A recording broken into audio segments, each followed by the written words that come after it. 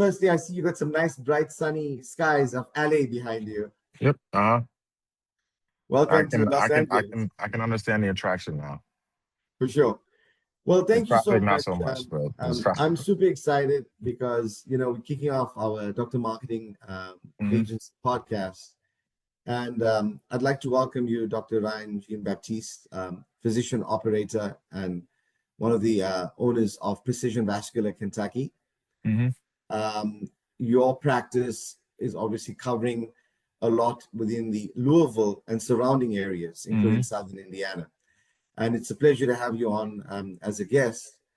Um, Actually, Dr. I've had a couple people come from Southern Tennessee as well. So from Interesting. Tennessee, Yeah, yeah. well, that's awesome. But yeah, as I said, I think, it's important that we kind of get an understanding. April is a month whereby we've got a lot when it comes to vascular health and overall Hmm. health, right? On the well-being of patients. And, before we get into that, I want to first kind of throw it out there to you.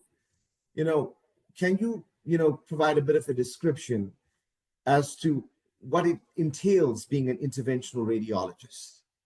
So the beauty of interventional radiology and sometimes the curse is that it means many things, and it means because it means so many different things, it's very different for each person depending on what the kind of practice they want. Right. So interventional radiology encompasses things from simple as doing paracentesis and thoracentesis and doing just large uh, tissue biopsies, right, on a CT guidance. It also means putting in endovascular uh, endovascular aortic stent grafts, right? That's also part of interventional radiology.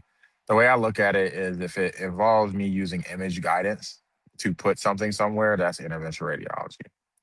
Right. And so for me, I took it upon myself to kind of curtail my practice because, there's so many different things that you can do within an interventional radiology, right, to peripheral arterial disease and disease treatment with embolization. So I treat a variety of different common maladies with both peripheral with minimally invasive techniques, which require wire and catheter skills, essentially. But if I were to break it down, is that using interventional radiology is the use of image guidance to treat patients and get diagnoses. And so that's the broadest sense of the word. And for me, that means treating peripheral arterial disease in whatever form it tends to show up with, as well as embolizing various body parts to the benefit of the patient. Well, thank you for that, elaborate, explanation. I think it provides good context, to the listeners and to the viewers with regards to, what an IR is basically involved with from a Hmm. day-to-day operation perspective, with regards to your practice. Coming back to that, if it's okay, can I call you Dr. RJB, Dr. Ryan Yeah. G. Baptiste? You can call me Okay. Dr. Frenchie. Sometimes I have my patients call me that because Jean-Baptiste is a bit of a mouthful. So they Right. It's can't a figure very it out. nice sort of sounding last name, though. It's something Yes. unusual. Hmm. But Dr. RJB, I think that, coming back to what we're speaking about, interventional radiology as and its importance in the office-based lab world, the OBL setting. Hmm. It's interesting because April marks, an important milestone and a month whereby it's kind of dedicated towards foot health and, Hmm. foot health awareness. And with that, there's obviously different nuances that, is involved in that whole anatomy, if you'd like. Hmm. I would just like to get an understanding from your perspective because I can obviously, connect the dots and see the link. But when you talk about foot health awareness, what do you see as coming as some of the queries or, calls that your practice is fielding when patients are reaching out to say that, I've got issues with my feet, and Right. it could be a bigger issue of a larger problem. Hmm. What would you regard as, some of the concerns or symptoms or issues overall that patients need to be careful of when it Hmm. regards their foot health? Right. So I used to get this talk a while back, right, about how peripheral arterial disease is coronary artery disease is redheaded step cousin, right? It's the same process, but nobody ever thinks about it. That you get a chest pain, right? People run to the hospital half the time. It's like, GERD, right? But people will stop walking and not go to the mailbox or have a foot wound on their foot for 6 months before they decide to go do something about it. And because it's you don't think about it. But when it comes to foot health, I kind of break peripheral arterial disease down into two separate disease processes, which I think is actually kind of helpful when you think about these patients. Is that there's a whole, and then when we really think about it, they're really two separate disease processes. The disease can be caused by smoking, right?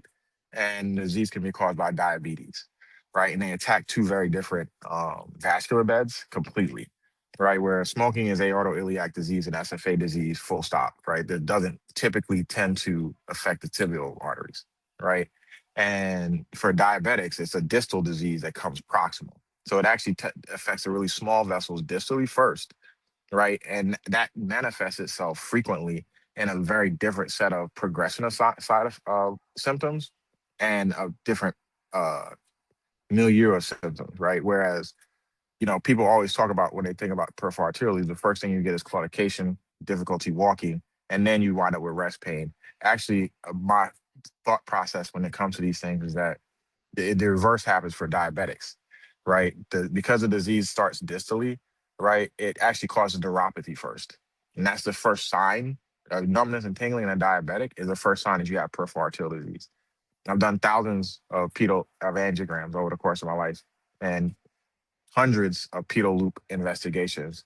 Every person I've ever investigated who has diabetes has pedal panther loop disease. The degree of it is different depending on whether or not they're maintaining their blood sugars or whether or not they've been intervened on, but they all have it, right? And it's always been funny and interesting to me that everything else in medicine, the sooner you treat it, the better, right? If you nobody would make an argument that you should wait till you have stage 4 cancer before you go to see an oncologist and get a chest CT, right? But with peripheral arterial disease, particularly with diabetic foot wounds, people try everything else to try and heal a wound before thinking about, oh, maybe this doesn't have enough blood flow. And I would posit that one of the ways, in which I think about these things, and if you could take a take home message from it, is if you have a wound on your foot and you're diabetic, and it's 2 weeks out and you haven't healed and hasn't healed, or is it on its way to being mostly healed, you can just see somebody about that. And then the other thing I always tell my patients who are diabetic is and the reason why I focus on diabetics is because I have some patients who smoke, but the vast majority of patients come to me with distal disease.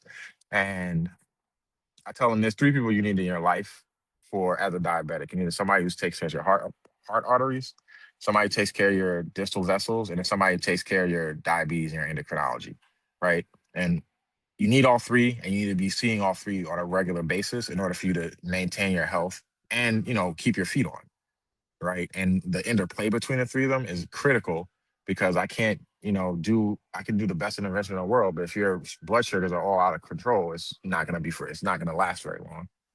And I could do the best intervention in the world, but if you have poor foot care or wound care, that's not going to help it either because it's like a three-legged stool. You need blood flow, you need infection control, and you need wound care in order to heal any distal wound. And so, that's the way I kind of think about these patients. And the biggest thing is if I can say anything, is that everybody's outcomes when it comes to peripheral arterial disease is way better when you treat it early than when you treat it late. And sometimes it's a shame because the patients come to me and there's not a lot that can be done, or even if I do something great, the disease has progressed so far, right, that the intervention isn't going to last very long because there's so much disease there, right? And that's a stage 4 patient when I know there was a point in their history that somebody was seeing them and they were at stage 1. And that's the sad part about particularly peripheral arterial disease and specifically with patients who are diabetic. Yeah, that's given a lot of food for thought there. Thank you, Dr. RJB, because I think that's where we find a lot of issues when you hit the nail on the head. Patients kind of leave it right to the end. These diabetic wounds and ulcers have kind of Mhm. progressed so much that it's not early stages anymore. But I think that the links between diabetes and you mentioned even earlier with regards to claudication and smoking. I think it's important that you get to the root cause, because you're right. Once it's kind of reached a stage whereby it impacts on their daily life, it impacts on their mobility, and you don't want it to be a stage where gangrene sets in, or becomes really serious. Hmm. I think that these are conditions where you look at in terms of the modalities that peripheral artery disease doesn't get the type of attention that it deserves. Mm-mm. We literally talk about being on our feet and being able to walk freely, live without pain, and it's so important I that kind of want to interject there because that's a Sure. very critical point that I point out to patients. And anytime peripheral arterial disease kills more people every year than every other kind of cancer combined, except for lung cancer and breast cancer. You take those two out, peripheral arterial disease kills more people every year. Yet and still, it's the last thing people think of. If somebody comes in the emergency department with leg pain, the first thing they do is get a DVT ultrasound. They don't even look at the artery, right? And they'll send them home, no DVT. You know, they won't even do a pulse exam, and that's the shame of it. And it's ignored throughout the entire medical field. It's the last thing anybody thinks of, specifically when it comes to people's feet. And like I said, especially when it comes to diabetics, there's a lot of work you could do and help you can give them when they're at the neuropathy stage. They just have mild to moderate narrowings that you can open up and give them better blood flow. And that in of itself is preventative from them having an accident, stepping on something, not feeling their foot, and now they have poor blood. And because if they do that, if they have good blood flow, they're going to heal a wound, whether the neuropathy or whatever is better. But if they don't have good blood flow, they're going to get themselves in a problem. And so, that reality is something that's lost on a great many clinicians, even in the vascular space. Okay. Yeah, that's a great point. Dr. RJB, from your expert, sort of experience, and been through this before. We spoke about interventional radiology briefly, but how Mhm. would you say that an interventional radiology, expert such as yourself, an interventional radiologist, is able to treat these foot concerns as compared to traditional surgery? What are some Okay. of the minimally invasive techniques that you believe can be adopted when diagnose a patient that has these diabetic wounds that are not healing on the feet? So there's a couple of different things that make interventional radiologists in particular quite well suited to treating these patients, right? So the first thing is that we invented all of the techniques. We invented coronary artery catheterization. Cardiologists took it over, but we were the first people to put wires and catheters in somebody's coronary arteries. Similarly, doing endovascular aortic aneurysm repairs. I used to do them with Dr. Aruni, and he had vascular surgeons. They just stood there while he put the endograft in at Yale, right? And so we invented all these techniques, and we use them every day, all day, right? I'm using wire and catheter techniques to put a PICC line in the same way I'm doing to try and cross a stenosis. Different techniques, but the basics are the same. And then the other part about this, which is probably even more importantly, is that I use imaging for every portion of my practice, right? Certain people don't actually use imaging for things like access and things of those nature, right? I'm very adept at getting access to very small vessels because it's something I do on a consistent basis. And so as my practice has kind of progressed and evolved, right, I found that, minimally invasive access actually means going more distal sometimes to get access into a vessel to treat the whole vessel, right? Just because of the way to which the occlusions occur, right? Is more important than getting proximal access. And you're actually much more successful in crossing disease and treating it. And even more importantly, it's less invasive to the patient, right? So like when I first started, I started everything I did contralateral femoral artery access and went up and over. And then I went to ipsilateral antegrade access. And now I'm almost 100% retrograde pedal access for the vast majority of my cases because it's better for the patient. And a lot of times you're actually way more successful in crossing stenoses because the distal cap is way softer than the proximal cap and a lot of times when you have chronic total occlusions. And so instead of me having to cross a big, hard calcified plaque from above and getting deflected in subintimal states on a consistent basis coming from antegrade, if I come retrograde, I could say intraluminal the 99% of the recanalization and then just pop across that cap distally. And if I have to put a little stent at the distal aspect because I went subintimal, That's way better than me stenting a long SFA occlusion or stenting a long AT stenosis that became dissected because I came from above.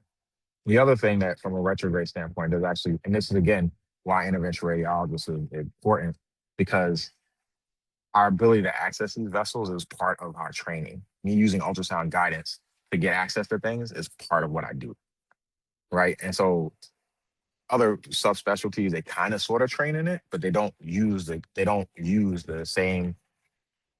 as frequently as I do, or as it's not as a bigger part of um their training, right? And then so, and how this impacts things is that, so we know that for a variety of different diseases, endovascular approach is way better, right? The only thing I can think of that endovascular isn't better for is isolated common femoral artery disease, where a, a patch angioplasty is probably the better, more durable solution. But for just about everything else, endovascular approach is better, right? And we know that, especially when it comes to wound healing, right? The further you have to bypass, the worse the longevity that bypass is going to be, right? And so most surgeons won't even do distal bypasses unless it's absolutely necessary. Whereas I recanalize vessels that are, that surgeons couldn't bypass to, right? Frequently. And that's the other part about it, is that you need a healthy vessel for a surgeon to bypass to something distally, right? It has to be free of calcium and relatively healthy and have a runoff, right? Because, if you just basically build a bridge to nowhere, it's going to include the graft in the first place, right? And so I don't need that in order for me to treat somebody, right? I just need a hole, a space for me to put a wire in that's patent, and I can build a bridge from patency to patency, right? Retrograde. And so that's where interventional radiology, I think, is a huge boon to a lot of these patients where, they don't really have many surgical options, and the only thing they're ever being offered is an amputation for non-healing foot wounds. Yeah, yeah, that makes a lot of sense. I think that, you've kind of touched on the techniques and kind of how, that's so important and what to look at in terms of the bigger picture. But I think that, what's also important is that, understanding, as we mentioned earlier, what is actually potentially causing this. And, what is, according to you, something that patients should look out for? Are there any early warning signs of perhaps poor circulation that could be affecting their feet and their ability to be able to be pain-free and move free easily? Neuropathy in a diabetic is a telltale sign that they have peripheral arterial disease, and not just peripheral arterial disease, small vessel disease that involves the pedal-plantar loop.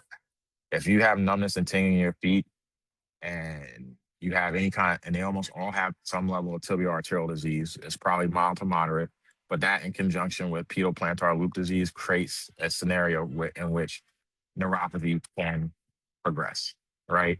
And so the first thing is, especially when it comes to a diabetic, is that if you have any numbness or tingling, you need to go see somebody. And a lot of times they'll go see a podiatrist. He'll say, okay, well, he's got palpable pedal pulses, so it doesn't make a difference.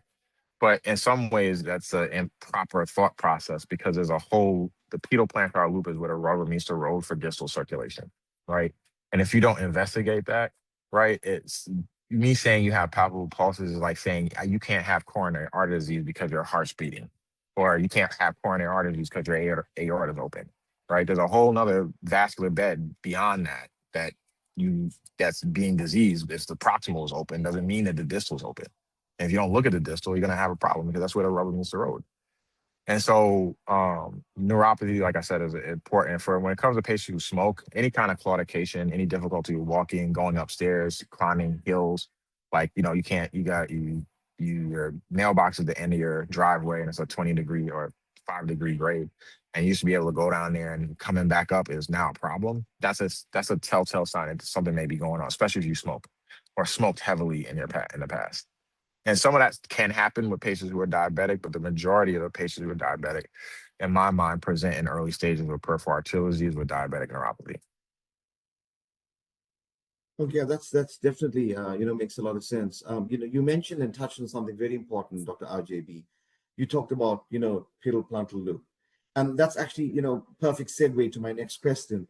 With regards to this particular technique, and I know that you've been an expert at performing this.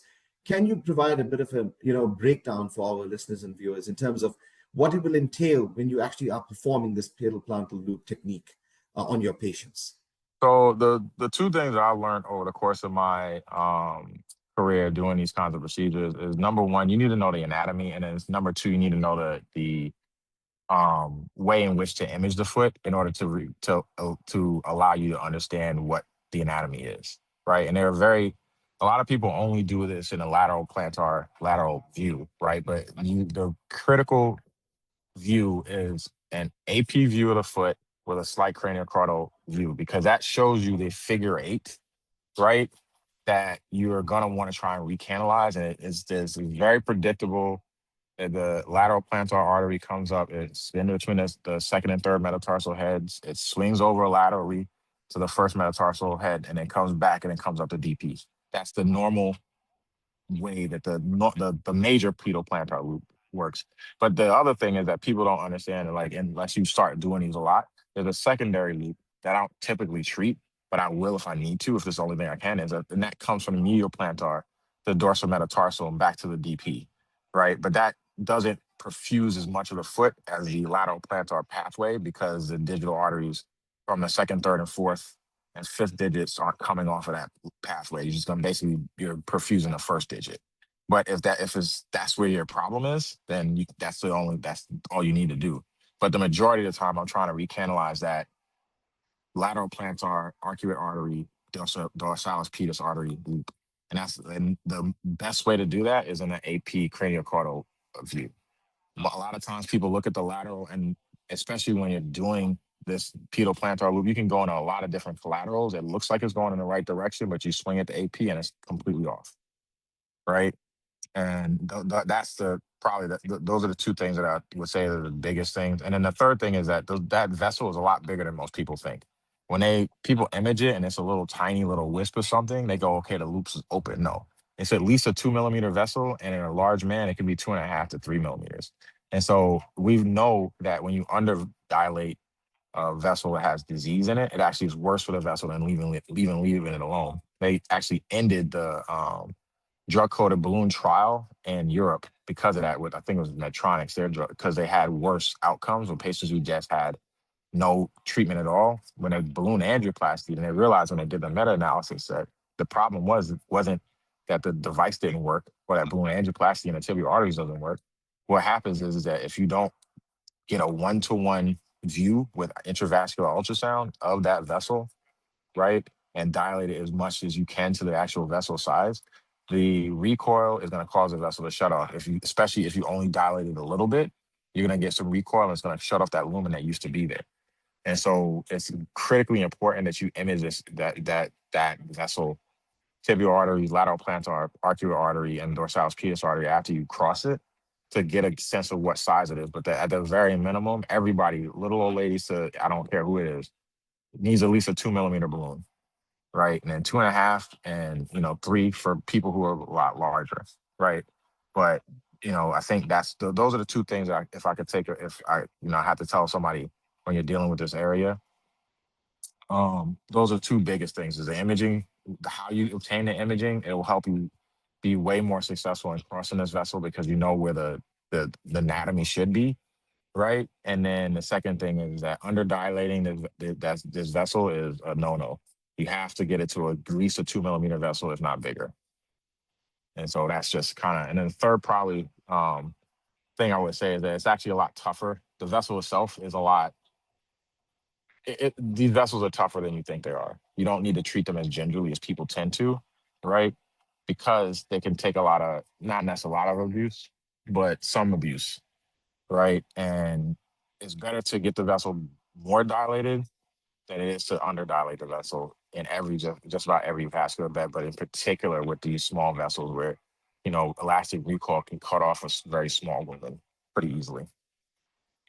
Yeah, no, that makes a lot of sense. And I think that, that in itself as a technique is extremely important because, we always talk about below the knee, below the ankle, and kind of the way we can obviously look at this as an IR or how a vascular surgeon would approach this. But I think that explanation out there and the fact that, this is something that you're an expert at doing is important for people to realize and for patients out there to, have the proper research done and understanding that if they were to come over to Precision Vascular Kentucky and potentially, have to be, diagnosed with peripheral artery disease, this is one of the type of techniques that can be used to obviously get them Hmm. in the right type of shape and, get the right type of outcomes that are desired.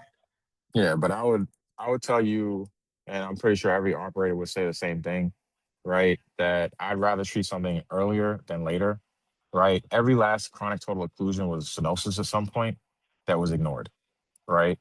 And I'd rather deal with the stenosis than the chronic total occlusion on any given day, any Sunday, 7 days out of the week and twice on Sundays, right? Because then I can actually help the person. But once the vessel's occluded, there's no guarantee I'm going to be able to get it back open. But if there's a hole there and a way for me to get a wire through, then I can help you. I can help 100% of patients, right? And so what I would tell anybody who is, experiencing any kind of rest pain that's, keeping them up at night, or, having trouble sleeping at night, or even restless leg syndrome, which is another indication that you have peripheral arterial disease, specifically in neuropathy, patients with neuropathy, because the other thing that happens is you get this numbness and a lack of sensation. And so how can you have rest pain if you can't feel your feet, right? But your body tells you you have rest pain because moving your feet around at night to kind of activate the calf pump to get more blood flow to your feet when you're in a non-dependent position. Right. And that's the reason why rest pain happens only at night, because that's when you're sleeping and you're not, gravity can't help get more oxygen to your feet. Yeah, for sure. So that actually brings me to an interesting point because, we're talking about foot health awareness and, those that are most at risk. Um, and something that I want to, shed some light on, I think it's an important topic that kind of doesn't get the, amount of attention, is that April also marks National Minority Health Awareness Month. Mhm. And I think that, it's a topic that's not covered enough, but you're probably seeing this from a patient profile perspective at your Mhm. practice, but generally across the board, there are a lot of health disparities, amongst the different ethnicities or, racial groups throughout the US. Mhm. If we look at, health inequalities, how does that impact someone that is regarded as a minority? And are they potentially at greater risk when it comes to issues of peripheral artery disease? And getting that highlighted attention on Foot Health Awareness Month, because Mhm. somebody that sees these patients often or potentially could be at more at risk, because you mentioned things like diabetes and so on. What's your take on that, Dr. RJB, when it comes to national, minority health awareness and potentially the minority groups being more at risk of, issues and, diagnoses such as peripheral artery disease? Right. So I think of it kind of a multi-tiered thought process, right? That involves both access, representation, and then perceived, how people feel like they're perceived in the medical field and how they actually treated within medicine, right? And so, they do all kinds of, studies that say that, people ignore Black people's and people of color's pain way longer than they ignore people who are not a color in the hospital consistently.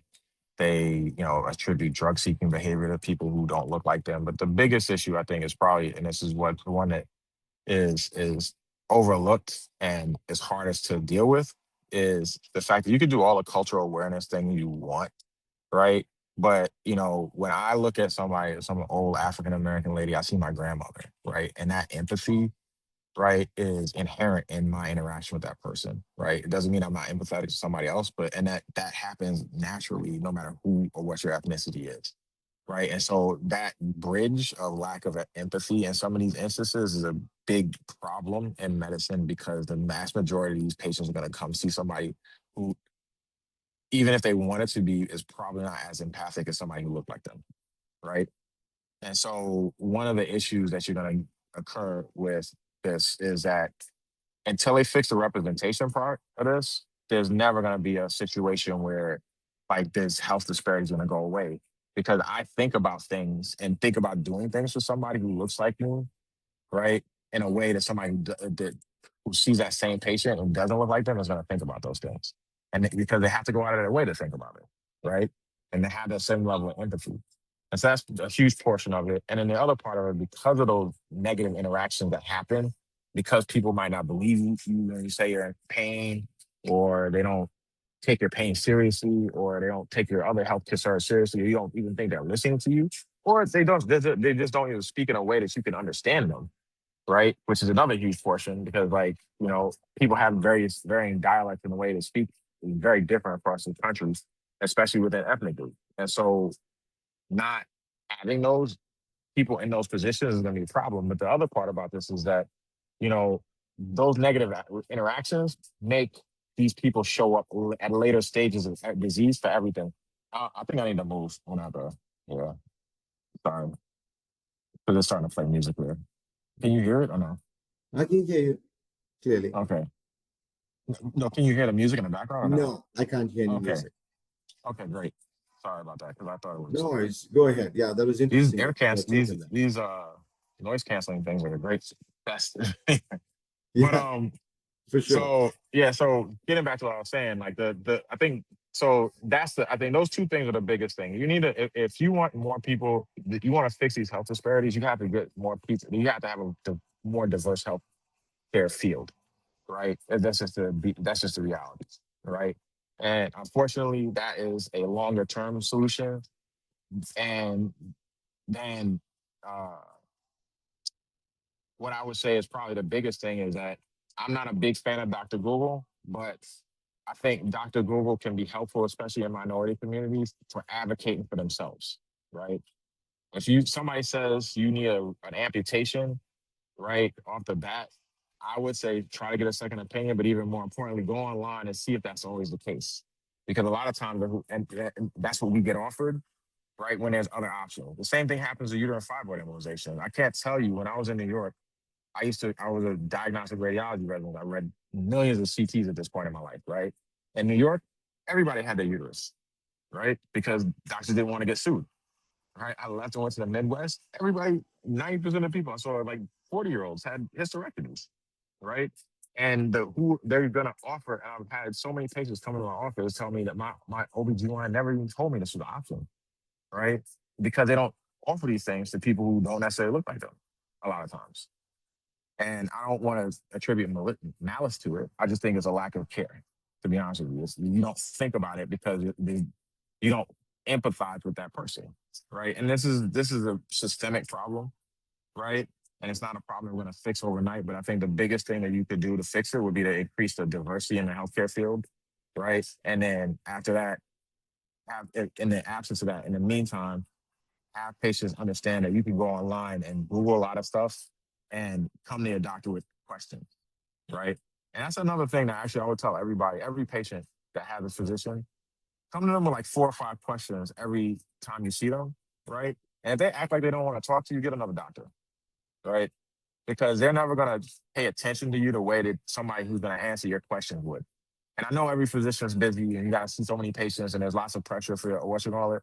But part of me being a physician is me listening to my patient. If you tell me you got pain, I got to believe you because I'm not living in your body. It's mind boggling how many times patients say that I told my doctor or my PCP I had this pain. They just ignored it. Yeah. No, that's a very valid point. I think that, you're right. Representation is important of kind of, sorting out the root problem. But I think we talk about it being systemic and we talk about the fact that, we've realized that it's important to get screened. It's important to take those Mm-hmm. evaluations. It's important to make the time and effort, you mentioned to do research and realize that there's, an available practice or a physician that's got the right type of credibility, the right type of Mm-hmm. bedside manner, a person that's familiar with the issues that you might have, because ultimately at the end of the day we talk about going and seeing providers or physicians and realizing and discussing the issues with them. I think that's what you hit the nail on the head, where you got into the business of medicine because at the end of the day you want to help patients. It's about treating patients and not cheating patients. Yeah. So that's ultimately what it's about. And I think that Yeah. if they have a source that can relate to them, this is what they could be experiencing or has been through this or has Mm-hmm. seen this movie many times before, and can Right. kind of explain to them what to expect. It sets that level of expectation when they're Right. coming through that initial consult and then wanting to get that type of help. Mm-hmm. They see an advocate either from your fellow team members. It could be an APP, it could be an NP, it could be Mm-hmm. the physician themselves that kind of understands what they are going through. No, I mean, I'll tell you now, like that I've had being in Louisville, right? I've had interactions with patients who have come to me because, and again, your healthcare shouldn't be dependent on happenstance, right? But they're in my office because they were in the hospital, and they're I may have treated the LPN's grandmother and helped her, right? And the surgeon told them you need an amputation, and they said to the lady, "You can believe them if you want to, but maybe you should go see this guy first," right? And so, you know, yes, representation throughout the thing is helpful, but the biggest thing is like it shouldn't be that you have to rely on happenstance. And I think a lot of this is a paradigm shift that needs to happen throughout every person's vascular every person who treats vascular disease, that you need to go to the foot. You need to image to the foot and you need to treat to the foot, right? If you're going to treat patients with peripheral arterial disease, because the disease process extends throughout the entire vascular bed, right? And so ignoring that and not treating it and not feeling comfortable treating it is, again, was another very irritating thing to me, right? Is that people in medicine have a lot of pride, right? Rightfully so. They've done a lot of work and they think but just because you can't do it doesn't mean it cannot be done, right? And I think people admitting that there are people who can treat these disease processes instead of telling patients that there's nothing that can be done is another bridge that needs to happen and change that needs to happen. And unfortunately, the people who get told that nothing can be done are people who look like me, people who look like you know, people who are not in the majority status, right? And so the reality is that, there needs to be a paradigm shift, but the biggest thing that we could do is, like I said, increase the representation, and then patients need to advocate for themselves. I think the internet is a great thing. Sometimes it can be annoying, but I'd rather you annoy me with a question than not ask it. And I tell my patients all the time, no, they said this is a stupid question. And no, there's no stupid questions. The only stupid questions are the ones you don't ask. Now that's a fantastic point, and I couldn't have said it better myself. At the end of the day, it's important for patients to be able to ask this, and rather than holding it in, because the Hmm. ultimately their health is at stake. And as you mentioned, peripheral artery disease kills more people than any of the other cancers combined, with the exception of lung or breast cancer. So Hmm. these are issues that need to be brought to the table sooner rather than later. And in conclusion, Dr. RJB, if there's something that we could have for the listeners out there in terms of remembering one thing with regards to their foot health, how would Hmm. you kind of summarize that? So that's something that they should look out for and be prepared. So I would say, if I had like a slogan, is earlier is better, right? Earlier is better, earlier is better, earlier is better, right? Second thing is that neuropathy is peripheral arterial disease in a diabetic until proven otherwise. Period in the story, right? And if you treat it that way, the earlier is better will wind up coming from that, right? Second thing is if you have a foot wound on your foot that has not healed in 2 weeks, something is wrong. And most likely that something is you have poor blood flow, almost invariably, right? Because I stubbed my toe, right? It might not be completely healed in 2 weeks, but it's pretty much well on its way to being that. And if that doesn't happen, you need to start the ball rolling, going to podiatrist, getting the peripheral arterial disease person, and getting the cardiologist involved and trying to fix the problem. And that's why you need to have all three of those people on your team if you're a diabetic before the problem happens, not after the problem happens. And so, like, if you're an endocrinologist and you have patients in your practice that do not have a cardiologist and a vascular specialist as also part of your team, and you're not talking with those people on a regular basis, you're doing your patient a disservice, right? And actually, the endocrinologist and the primary care physician, whoever is managed, if you manage people with diabetes, make sure that they have a peripheral arterial disease person and a cardiologist as part of their management team, right? And that they're seeing them on a regular basis, because that's how you get to the earlier is better, right? And regular, I know it's annoying when you get. I'm sure, like I talked to a lot of older patients. They're sick and tired of going to doctor's visits, right? But that's how you keep your feet on, right? You see me every 6 months, every 3 months, right? I check your arteries, make sure they're fine. I don't see any, problems. Your capillary refill good, then you can keep going. Your breast pain, your neuropathy hasn't progressed, we can keep going. You can see, but the minute it starts to change, it's a lot easier for me to fix it if it's been a problem going on for a month than it is a problem that's going on for 2 years. And that's just the reality.